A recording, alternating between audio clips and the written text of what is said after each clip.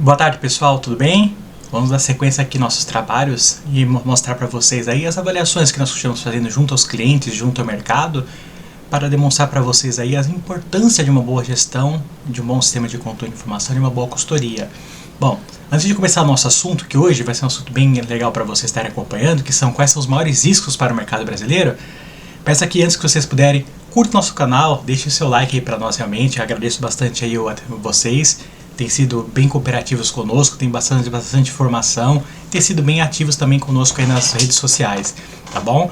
Então vamos abordar esse tema, não esqueça de se inscrever e vamos com tudo, logo após a vinheta.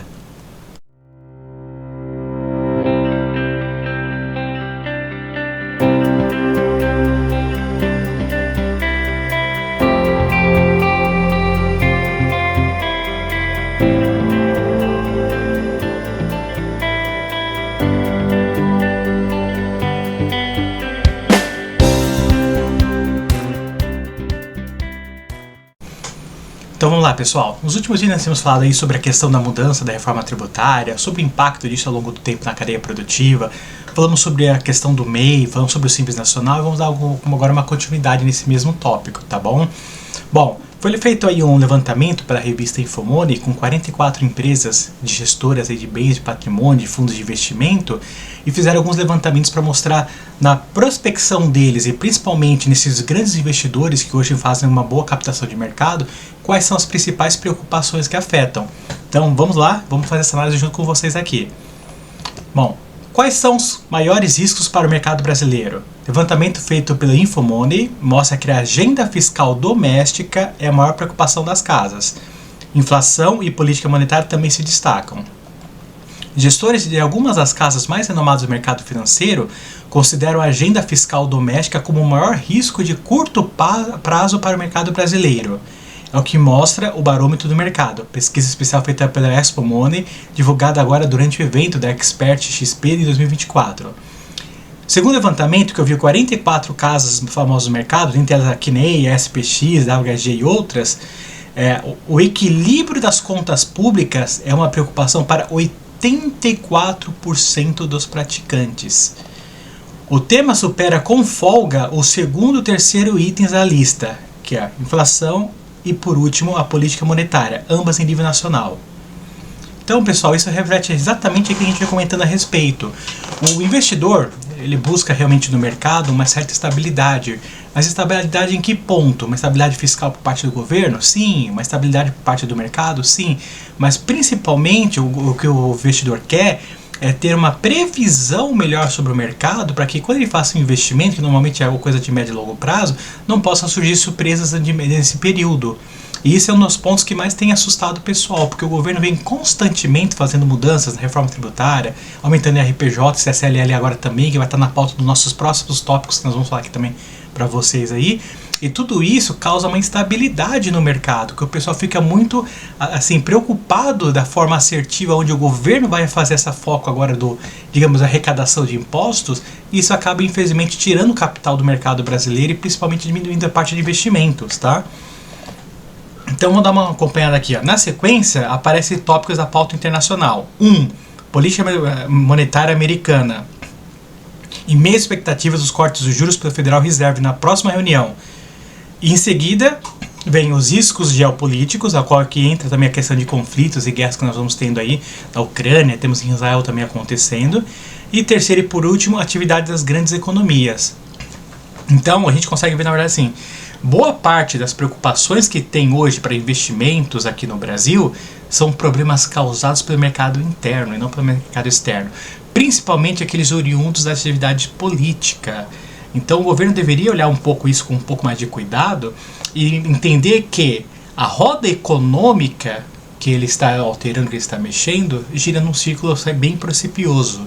E conforme ele vem alterando esse círculo, que ele vem intervindo, esse círculo está expandindo ou reduzindo de acordo com o que ele vai apertando o cinto, com o que ele vai mexendo nessas partes. E ele é uma engrenagem importante dessa roda. Como engrenagem dessa roda, ele deveria ver que os riscos domésticos que ele causa, além de afastar investidores, causam déficit também nas contas públicas para isso. Por quê? Arrecada menos. Essas pessoas investem menos, fazem menos contribuição infelizmente o governo acaba arrecadando menos com isso também. E o segundo ponto que o governo tem que ver é a questão do termômetro. O dólar hoje acaba sendo um termômetro para o mercado. Semana passada, agora essa semana, o governo interviu 2 vezes já no câmbio para tentar reduzir essa parte aí do aumento da moeda. Infelizmente, essa mudança que ele faz, essa tentativa de manipular, na verdade só tenta esconder um prejuízo maior que é causado aí por ele. Então ele tem que rever essa parte também de forma monetária mais adequada e entender que apenas mexer nessa parte de mercado, de forma de captação, né, que eles fazem através do mercado, não é só a solução para todos os problemas que eles têm causado ao longo do tempo na parte econômica. Tá? Bom, seguindo essa parte, outros riscos apontados também que fazem uma interligação com essa parte de investimento e com essa preocupação do investidor investir no Brasil, nas principais empresas do Brasil. Então, risco político, você vê que aparece aqui com 16%, desempenho das commodities 14%, inclusive hoje, dia 6 de setembro aí, as commodities tiveram uma pequena redução, infelizmente, aí nessa parte, né, de valor de capital. Isso impacta o mundo como um todo, tá? E por último aí, a atividade econômica brasileira e a agenda fiscal internacional. Então, nós acompanhando aqui, nós podemos ver, você vê, a agenda fiscal doméstica, que é o impacto do governo, seja através das reformas tributárias, da parte dele de gastar acima daquilo que é permitido. Já estamos com uma dívida acumulada chegando a uma fase de 1,5 trilhão de reais nos juros aí acumulados por perante ele. Representam realmente a maior parte da preocupação das agendas tributárias. Ah, Edu, poxa, mas o governo está se endividando, por que o empresário, por que as pessoas de fora estão preocupadas com isso? Justamente porque quanto mais o governo gasta, mais o governo vai ter que arrecadar. Ele tem que, infelizmente, fazer um balanceamento dessas contas públicas dele. A forma dele fazer, há duas: reduzir o gasto público ou aumentar, nesse caso, a arrecadação. Os gastos públicos nós temos visto aí que infelizmente eles não têm feito.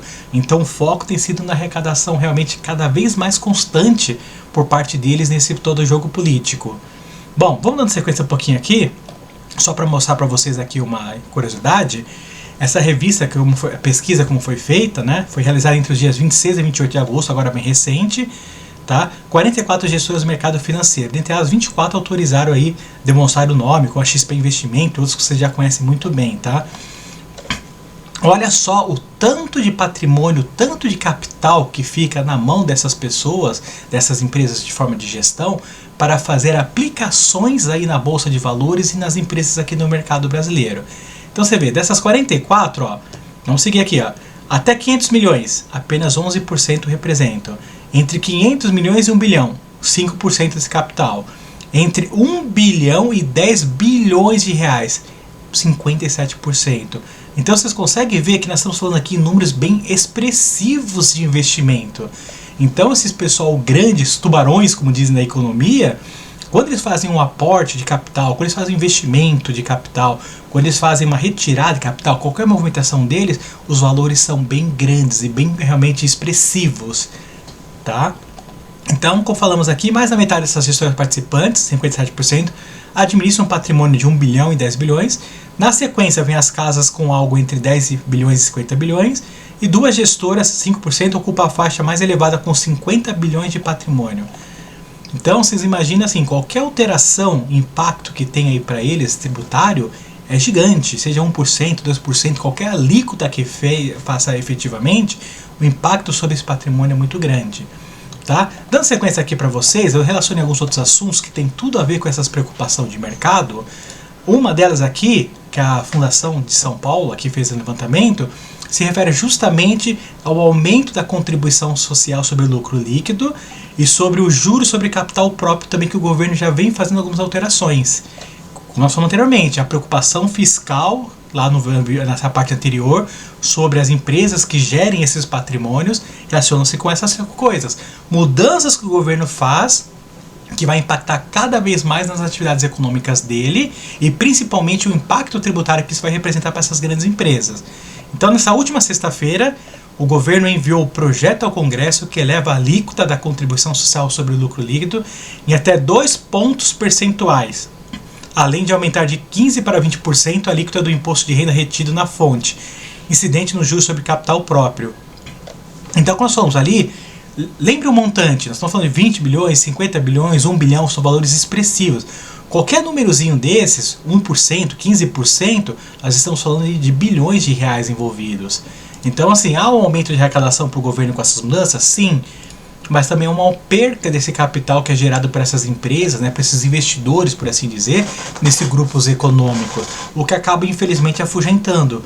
Então, esse balanço que nós comentamos, que o governo tem que entender que a partir de um certo ponto que ele começa a aumentar, quanto mais ele aumentar, infelizmente, menos ele vai começar a arrecadar. Porque vai começar a ter um freio econômico por parte dos investidores, das empresas, que vai acabar diminuindo essa atividade econômica.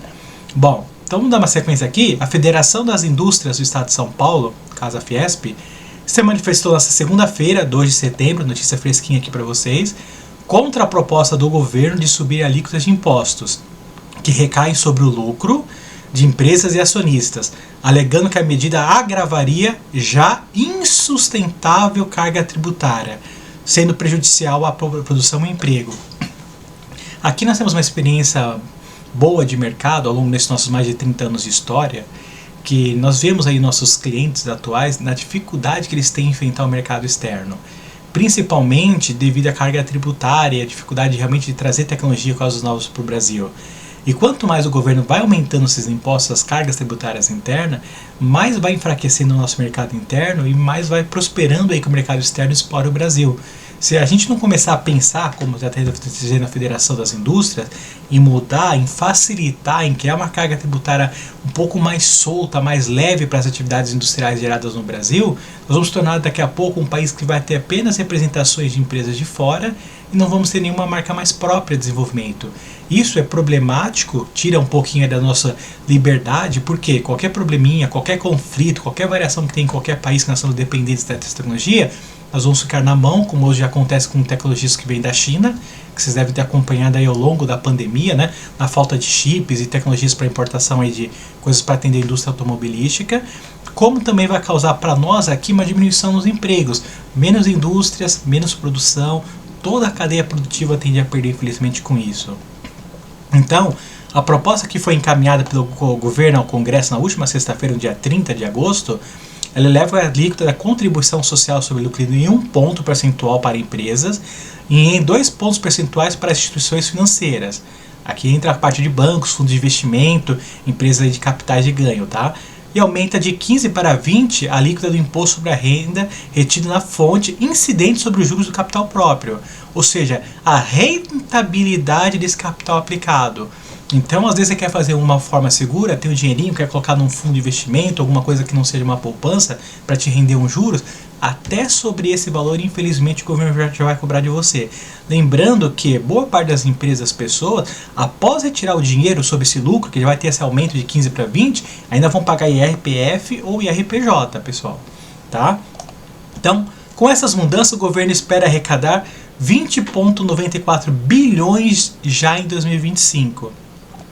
Só a elevação da CSLL, que será válida apenas para o próximo ano, responderá por um incremento de quase 15 bilhões nas receitas, que eu comentei para vocês anteriormente. O capital envolvido, a quantidade de dinheiro movimentado, principalmente pelas grandes empresas de patrimônio, são números bilionários. Então, qualquer incremento de 1, 2%, qualquer ponto percentual, olha a diferença de impacto que já causa para o governo aqui no caso. 15 bilhões de reais, 20 bilhões de reais. Tá? Então, assim, para o governo ele acha que vou aumentar 1%, não vai ser algo insignificante. Não, não é insignificante. O investidor, o mercado que hoje investe, qualquer aplicação de capital para eles começa a olhar com olhos diferentes. Uma vez que o investidor vai buscar sempre o lugar que tem a maior segurança para o capital dele e o maior retorno sobre esse capital empregado. Tá? Bom, o governo pede que o texto seja apreciado com regime de urgência constitucional, o que dá prazo mais exíguo para análise. Essas ações são necessárias para equilibrar a peça orçamentária para o próximo ano.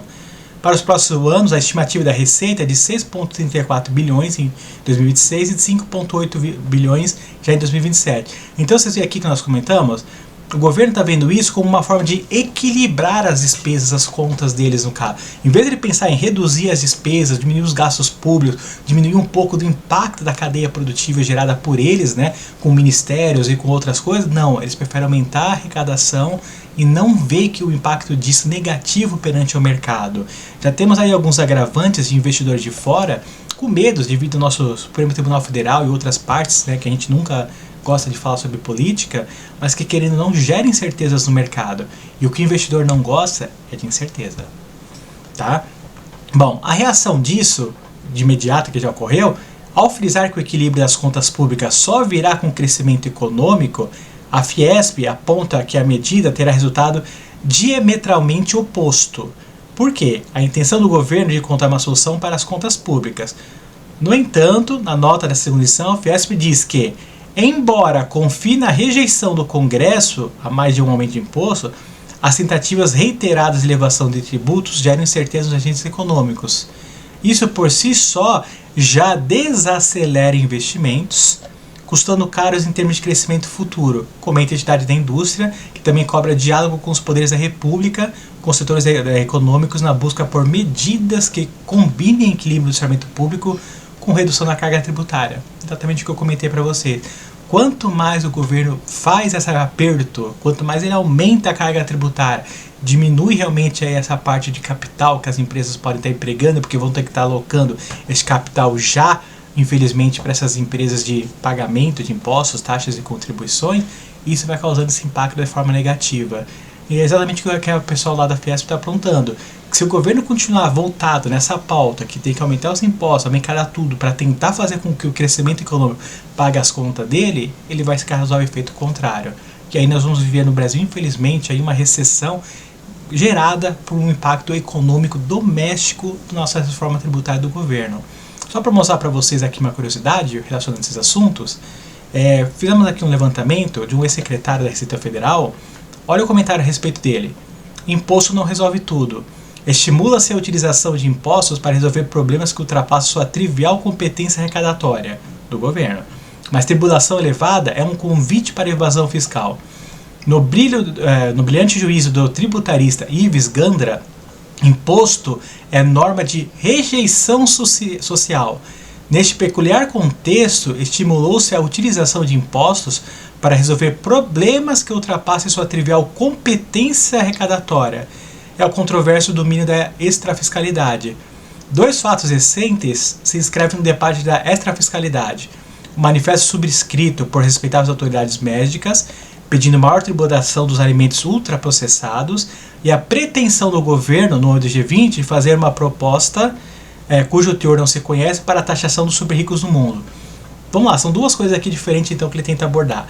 A primeira é exatamente o que? O quanto mais o governo tenta aumentar a arrecadação, quanto mais ele força a arrecadação, mais ele cria uma rejeição por esses pagamentos, ele acaba criando infelizmente uma cultura que acaba incentivando mais ainda a sonegação fiscal. A venda sem nota, a venda de produtos aí infelizmente falsificados e contrabandeados. E por outro lado, para tentar também atender essa parte de fiscalidade, ele acaba utilizando às vezes de argumentos, talvez da forma inadequada, para tentar justificar aumentos aqui, como essa passar para os médicos, que querem criar uma maior tributação para alimentos ultraprocessados. Eu particularmente acho que é uma medida válida, mas eu acho que uma medida só por si não vai trazer o resultado. O governo deveria ter começado a pensar em projetos de mudança com isso relacionado. Um exemplo, olha, vamos diminuir o nível de açúcar, como foi apresentado pelo governo nas bebidas aí ultraprocessadas, como refrigerantes, por exemplo. Eu sou de acordo com isso. Vamos criar um projeto, vamos criar um programa de mudança, cria um cronograma que as empresas têm que fazer uma redução ou pegar substitutos saudáveis e adequados para ir fazendo essa troca de substituição durante um período. Durante esse período você vai fazendo os ajustes. As empresas que não se adequarem, os produtos que não se adequarem, aí posteriormente sim você cria esses impostos. Porque senão nós estamos apenas criando uma forma de tributar, penalizando essas empresas, esses capitais que estão investindo nessas grandes empresas. E eu acho que esse não é o ponto que o governo deveria abordar. Tá? Bom, voltando lá, a preocupação quanto aos danos à saúde é legítima e pertinente. Concordamos. Resta saber se a tributação é eficaz na consecução desse objetivo. Eu acho que a tributação por si não vai inibir. Um bom exemplo que nós vemos disso é o cigarro. bebidas alcoólicas, que todos nós sabemos que fazem mal, esse tipo de coisa, mesmo com os aumentos que a supertaxa continua a ser consumido. Ah, mas reduziu? Sim, houve uma redução. Mas houve uma redução de que forma? Da forma legal, como nós conhecemos. Porque o governo não tem como fazer uma mensuração daqueles que são contrabandeados, ou que vêm de fora, sobre o consumo real desses tipos de produtos. Tá? Vamos dar um pouquinho de sequência aqui, então. Por que não enfrentar o descaminho e o contrabando, que constituem a principal causa do mercado ilegal? Enfrentamento existe, porém a via convencional é impotente diante das incomensuráveis vantagens que oferece o mercado ilegal. Sonegação é uma perversidade social oportunista. Quanto maior o ganho do sonegador, maior sua propensão a sonegar. O ganho aqui nós temos que relacionar ao tributo, ou seja, o quanto ele vai estar deixando de pagar. Porque quando ele vai estar deixando de pagar, maximiza o ganho, torna esse mercado, infelizmente, mais atrativo para esse tipo de pessoal. Tá? Produtos que fazem mal à saúde devem ser enfrentados com educação e publicidade adversa. Perfeito. No limite, devem ser interditados ao consumo. Ok. Impostos mais altos ajudam, mas se desproporcionais, correm o risco de gerar o efeito oposto. É o que na medicina se denomina tratamento excessivo ou overtreatment. Nós poderíamos até dizer aqui, como diz os médicos, né, para todo mundo, não se automedique, cuidado com a automedicação, cuidado com a superdosagem. Infelizmente o Brasil vem sofrendo altas dosagens de impostos tributários já nos últimos 25, 30 anos aí realmente, tá? Bom pessoal, dando sequência aqui na informação dele, ele fala também sobre a questão da tributação dos super ricos, como suscitada por Thomas Piketty. É um delírio, essa gente tem um domicílio fiscal em qualquer lugar, justamente por sua condição de afortunados, preferencialmente onde pagam pouco ou nenhum imposto. Principalmente o que nesse ponto, pessoal? Eles falaram, vamos criar um imposto sobre o super rico, vamos arrecadar mais com eles, vai impactar pouco para as pessoas. Não. Os super ricos, como ele comentou, além de morar em lugares que têm uma carga tributária melhor, utilizam de empresas como offshores e outras para fazer investimentos fora, para fugir um pouco dessa tributação, o que eles vão acabar fazendo em alguns pontos desses? Eles vão acabar tirando os investimentos deles, como nós comentamos no primeiro vídeo ali na primeira parte, tá? Então, pessoal, acompanhem realmente essas notícias para vocês não ficarem totalmente à mercê dessas mudanças que o governo vem praticando. Se informem, consultem, acompanhem nosso canal, se inscrevam aqui para seguir realmente a gente. Qualquer mudança nós vamos estar trazendo para vocês, tá? Se precisar de ajuda na gestão das empresas de vocês, ou mesmo na área de trabalho de vocês, lembre da gente, temos aqui nosso software de gestão, que é o ERP Prodel Express. Caso tenha mais dúvidas, ou queira mandar um comentário aqui para nós, deixa aqui para nós vamos dar uma olhada com você com todo gosto. Caso vocês tenham também para nós sugestão de temas, abordagem, ou qual formas de que vocês gostariam de a gente estar vendo novos conteúdos, nos passa aqui também. A partir da próxima semana vão ter algumas novidades, tá pessoal? Alguns inscritos têm pedido para nós algumas informações sobre como fazer alguns tipos de controle dentro de um sistema ERP e principalmente dentro de uma boa consultoria. Então vamos começar a praticar essas primeiras abordagens para vocês. Espero que vocês tenham gostado aí do vídeo. Meu nome é Eduardo Manfredini. Qualquer coisa, acesse o nosso site que é www.prodel.com.br. Agradeço para vocês e desejo uma ótima semana a todos, um bom final de semana. E até a próxima!